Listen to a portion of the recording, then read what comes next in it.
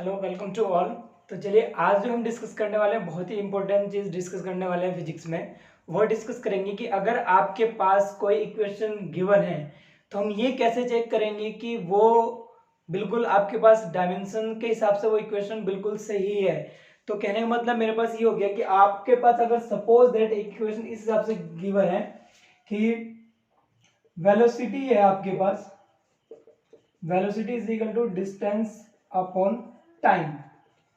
Okay, distance upon time है तो distance upon time इसका मैंने डायमेंशन लिखा था एल टी माइनस वन और डायमेंशनल फॉर्मूला लिखा था लार्ज ब्रैकेट में एल टी माइनस वन।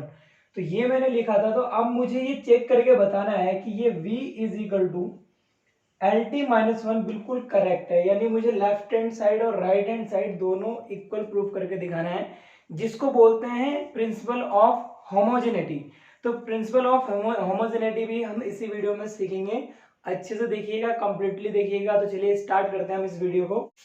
तो देखिए सबसे पहले हम सीखने वाले हैं प्रिंसिपल ऑफ होमोजेनिटी, कि आपके पास प्रिंसिपल ऑफ होमोजेनिटी होता क्या है और इसका हम यूज कहाँ पर करते हैं। बहुत ही इंपॉर्टेंट टॉपिक है आपके पास और इसको बहुत अच्छे से सीखिएगा और कंप्लीटली लॉजिक के साथ सीखिएगा।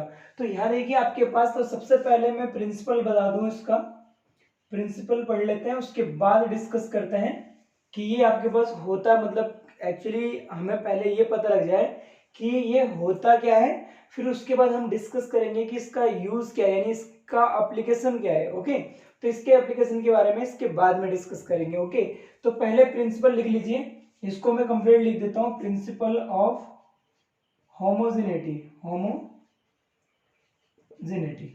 तो पहले इस प्रिंसिपल को लिख लीजिए, नोट कीजिए, स्क्रीन पे दिखेगा आपको।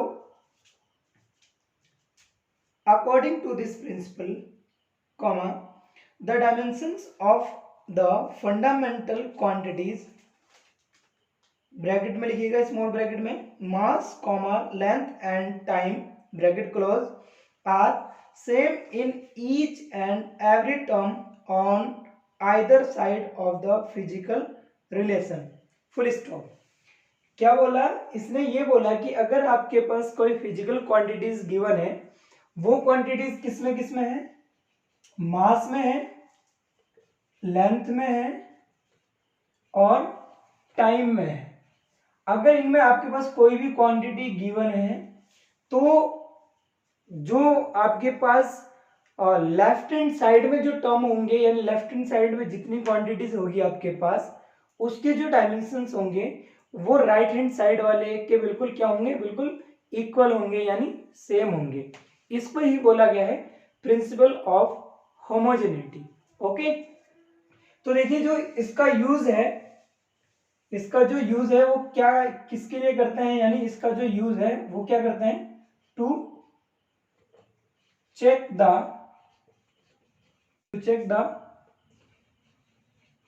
Correctness of a physical relation of any physical quantity,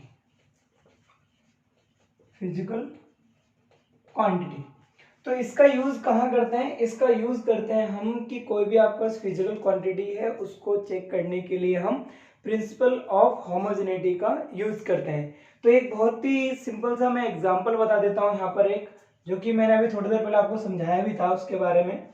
तो कंडीशन ये है आपके पास, तो कंडीशन है सपोज दैट आपके पास कि आपके पास, एक एग्जांपल बता रहा हूं, केवल एग्जांपल है आपके पास,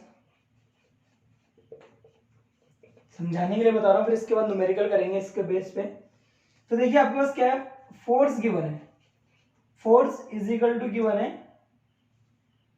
मास इनटू एक्सीलरेशन। क्या गिवन है आपके पास?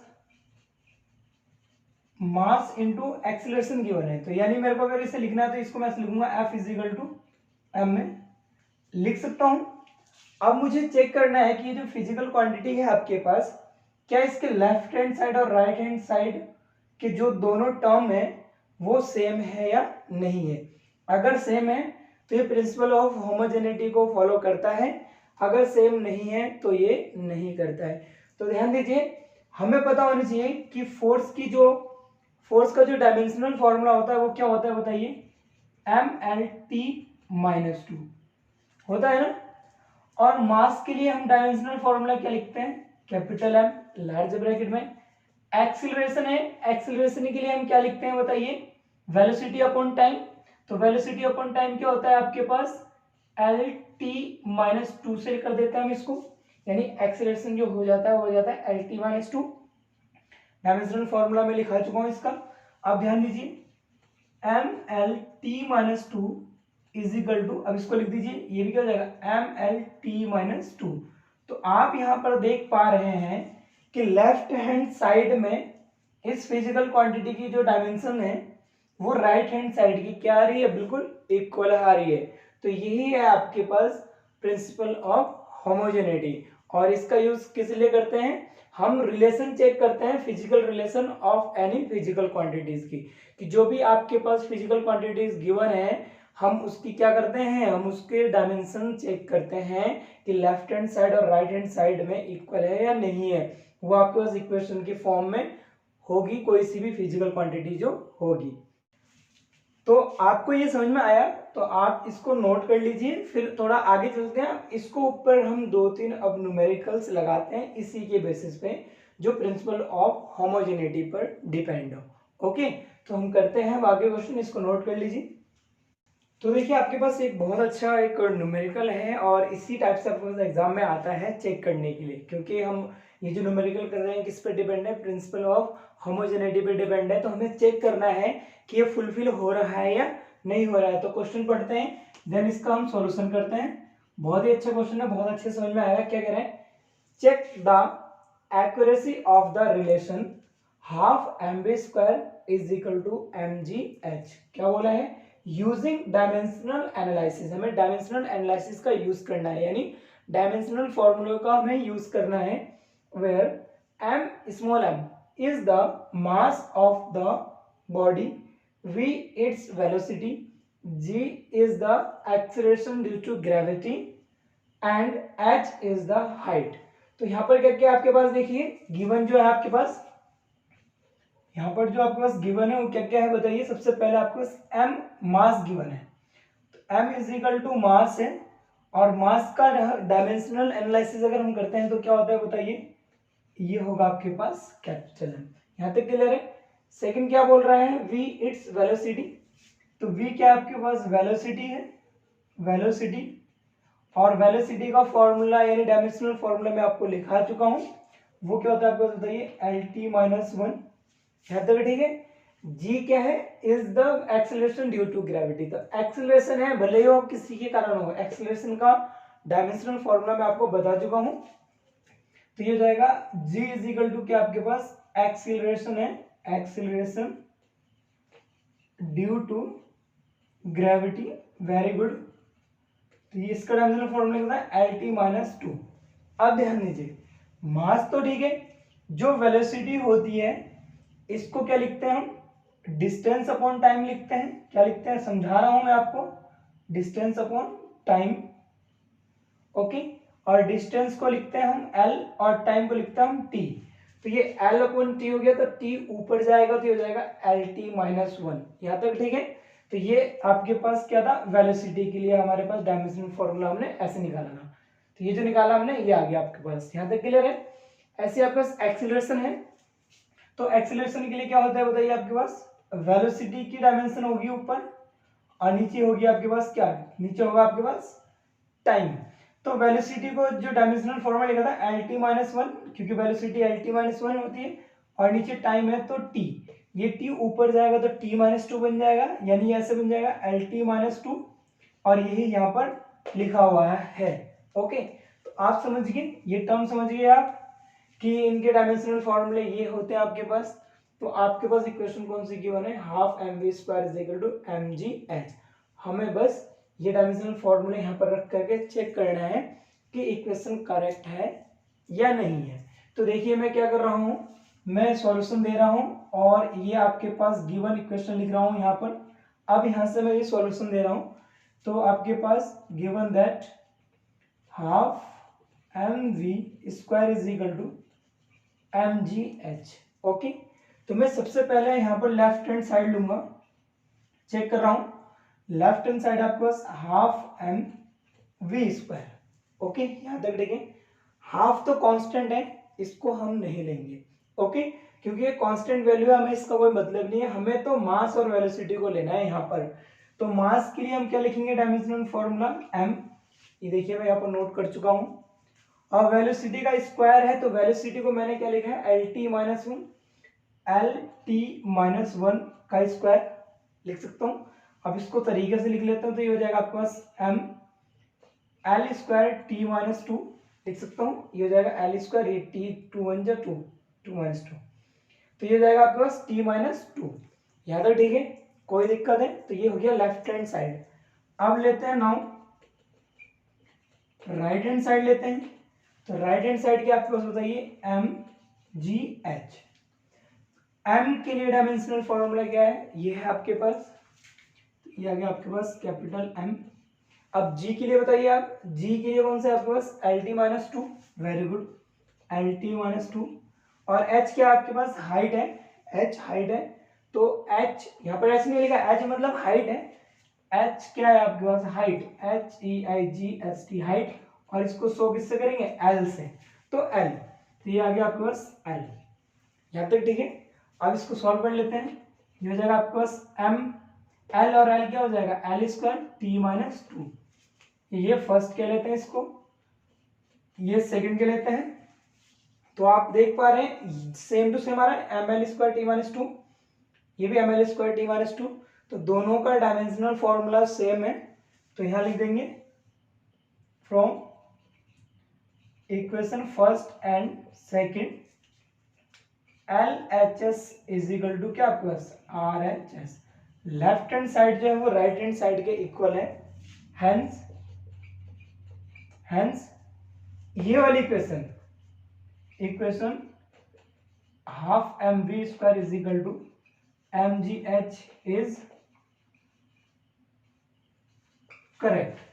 और ये इक्वेशन इस कारण क्या होगी आपके पास, बिल्कुल करेक्ट हो गई है। तो समझ गए, आपको केवल डायमेंशनल फॉर्मूले याद रखने हैं, लेफ्ट हैंड साइड में पुट कराना है और राइट हैंड साइड में पुट कराना है, देखना है दोनों डायमेंशनल फॉर्मूला सेम आ रहा है या नहीं आ रहा है। अगर दोनों सेम आ रहे हैं तो इक्वेशन बिल्कुल करेक्ट है, अगर सेम नहीं आ रहे तो इक्वेशन आपके पास रॉन्ग इक्वेशन है। ओके, तो ऐसे आप और भी इक्वेशन को चेक कर सकते हैं, और भी इक्वेशन को आप सॉल्व कर सकते हैं। तो चलिए एक और करा देता हूं मैं, जिससे कि आपके कंसेप्ट और अच्छे क्लियर हो जाए। इसको नोट कर लीजिए आप। तो देखिए आपके पास एक क्वेश्चन और है, बहुत अच्छा क्वेश्चन है, इसको बहुत अच्छे से समझिएगा। क्या कह रहा है, check the dimensional consistency of the equation. अब इस बार आपके पास इक्वेशन ये गिवन है। ओके, कंफ्यूज नहीं होना, इतना बड़ा इक्वेशन कैसे दे दिया, इतना बड़ा नहीं है, बहुत ही सिंपल है। ओके, देखिए where capital S is distance, U and V are the initial and final velocity of a body, small m is mass of body and F is acting force। तो सब चीज गिवन है यहाँ पर। तो देखिए जो जो पहले गिवन है उसका डायमेंशनल फॉर्मूला लिख लेते हैं। क्या लिख लेते हैं हम, डायमेंशनल फॉर्मूला। ये आपके पास मैं एक तरह से बोल सकता हूँ, यहाँ पर साइड में लिख लेता हूँ जिससे कि आपको बहुत अच्छे समझ में आ जाए रफली। तो आपके पास देखिए सबसे पहले S है, S क्या है, डिस्टेंस। तो S डिस्टेंस, तो इसका अगर मैं डायमेंशनल फॉर्मूला लिखूंगा तो L होगा। यहाँ तक देखिए U and V are the initial and final velocity. तो ये वेलोसिटी है और वेलोसिटी का डायमेंशनल फॉर्मूला आपको पता है, इससे पहले करा। तो U और V दोनों के दोनों वेलोसिटी है, भले ही एक इनिशियल और एक फाइनल है, डायमेंशनल फॉर्मूला सेम होगा, LT-1। आगे चलते हैं, M is mass of body. तो M को अगर मैं लिखूंगा तो ये हो जाएगा capital M, mass of body. F क्या है, एक्टिंग फोर्स। तो इसका अगर मैं डायमेंशनल फॉर्मूला लिखूंगा F का, तो क्या हो जाएगा आपके पास बताइए, MLT-2। हमें अब क्या करना है, इसको चेक करना है। तो आपके पास जो गिवन इक्वेशन है उसको लिख लेते हैं। गिवन इक्वेशन क्या है, F dot S is equal to 1/2 mv square minus mu square. Clear हो गया। अब देखिए यहाँ पर ये है और ये है, ओके, अब मेरे को तीनों का निकालना है, तो तीनों का निकालने के लिए मैं क्या करूंगा, पहले इसका निकालूंगा, फिर इसका, फिर इसका। तो देखिए 1 बाय 1 कर रहा हूँ, इसको 1 के लीजिए। तो मैं पहले से स्टार्ट करता हूँ, यानी इसका निकालता हूँ सबसे पहले, dimensional formula of F dot S, यानी एफ इंटू एस का निकालते हैं। तो बताइए कितना हो जाएगा आपके पास, एफ यानी फोर्स, फोर्स है आपके पास M L T minus two, ये देखिए फोर्स, और एस डिस्टेंस है तो एल आ जाएगा इसके साथ। ओके, तो ये क्या कितना हो जाएगा बताइए, M L square T minus two, यहां तक ठीक है। सिमिलरली आगे चलते हैं, dimensional formula of this, dimensional formula of half M V square is equal to, half तो कांस्टेंट है, इसको ले लेंगे, यानी m इंटू वी का स्क्वायर है, यानी m के लिए आ गया आपके पास v यानी velocity, L T minus one square, तो ये कितना हो जाएगा बताइए, m L square T minus two, ये मैं करा चुका हूं अभी इससे पहले वाले क्वेश्चन में, एल टी माइनस वन का स्क्वायर करेंगे तो एल स्क्वायर टू वन जो टू, टी माइनस टू, यहाँ तक ठीक है। अब इसका निकालते हैं, देयरफॉर डायमेंशनल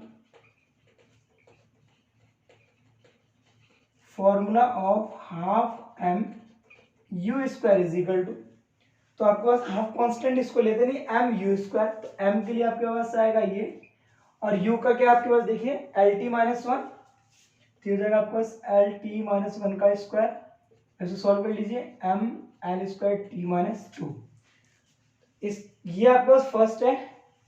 इस वाले कंडीशन को मैं लेता हूँ, कौन सा कंडीशन ले लेता हूँ, इसको सेकंड ले लेता हूँ, और इस वाले को ले लेता हूँ मैं थर्ड, और इसको ले लेता हूं मैं फोर।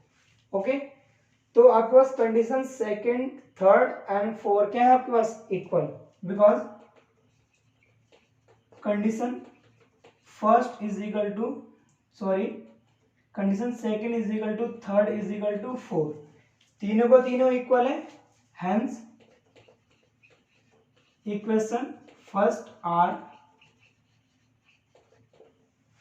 करेक्ट, इक्वेशन फर्स्ट क्या आपके पास करेक्ट है, क्यों है करेक्ट, देखिए इसका डायमेंशनल फॉर्मूला इक्वल है इसके डायमेंशनल फॉर्मूले के, और इसका डायमेंशनल फॉर्मूला इक्वल है इसके डायमेंशनल फॉर्मूले के, तो आप समझ चुके हैं, कर लेंगे आप, इनको नोट कर लीजिए, हमें केवल इसमें क्या करना होता है, चेक करना होता है, और ये जो चेकिंग का ऑर्डर है किस नाम से फेमस है, प्रिंसिपल ऑफ होमोजेनिटी के नाम से फेमस है।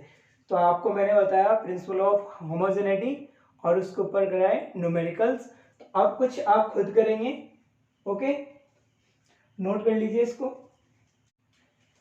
तो देखिए एक क्वेश्चन और है आपके पास, बहुत ही अच्छा क्वेश्चन है और इम्पोर्टेंट क्वेश्चन है, मोस्ट इम्पोर्टेंट क्वेश्चन है आपके लिए, तो इस क्वेश्चन को बहुत अच्छे से समझिएगा। सॉल्यूशन इसका देते हैं, बहुत अच्छे से देंगे सॉल्यूशन। क्या कह रहा है, in Van der Waals equation p plus a upon V square into V minus V is equal to R T, what are the dimension of constant a and b। तो कंफ्यूज नहीं होना है, ये भी जो बेस्ड है ये किस पर बेस्ड है, प्रिंसिपल ऑफ होमोजेनिटी पे। जब भी आपसे या तो इक्वेशन को चेक करने के लिए बोले, या फिर कोई इक्वेशन गिवन हो और वहां से आपके पास किसी कांस्टेंट की वैल्यू पूछे, तो वहां पर अप्लाई होगा principal of homogeneity.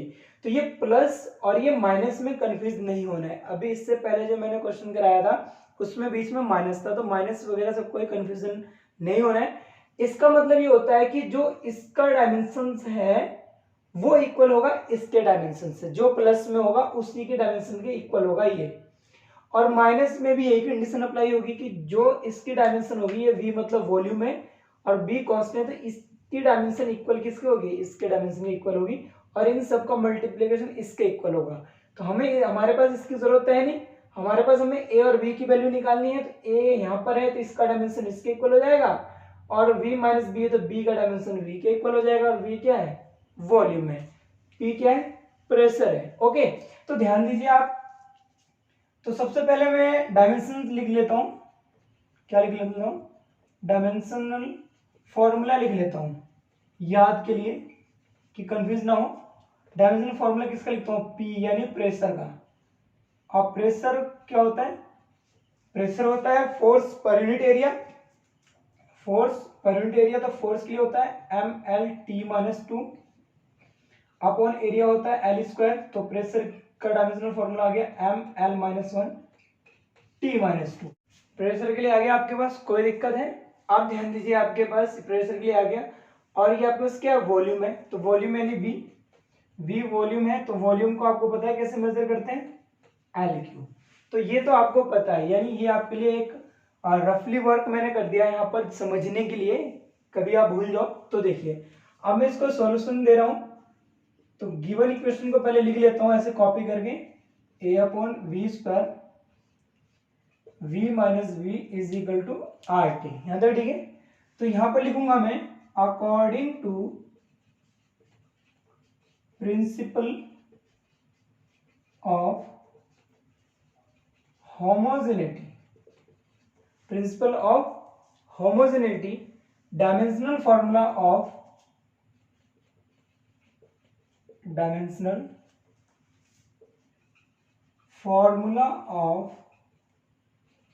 A/V² and B should have dimensions of